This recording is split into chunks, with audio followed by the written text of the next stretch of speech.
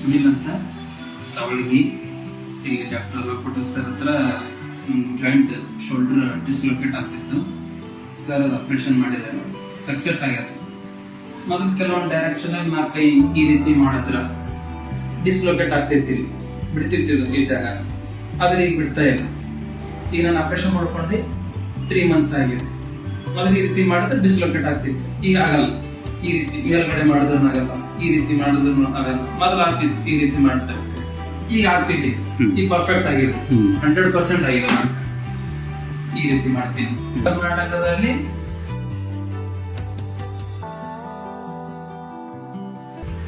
Doctor Alok Patil sir ಅಂತ ಆದರ್ಶ hospital.